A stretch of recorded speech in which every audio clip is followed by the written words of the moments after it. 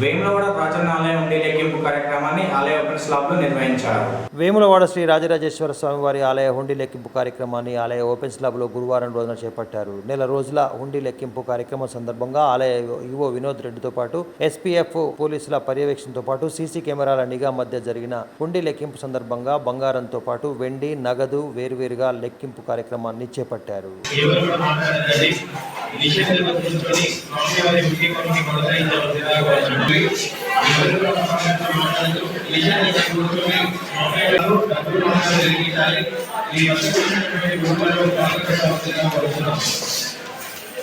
ఎవరు కూడా కొనుక్కోలేమన్నారు, తప్పుడు మాటలు జరిగించాలి.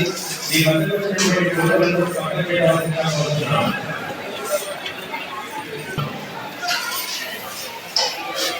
ఈ చుట్టూ సీసీ కెమెరాలు మరి పోలీసు సిబ్బంది కావున ఎలాంటి గొడవలు పాల్పడకుండా జాగ్రత్తగా స్వామివారి కొనసాగించవలసిందిగా కోరుతున్నాం.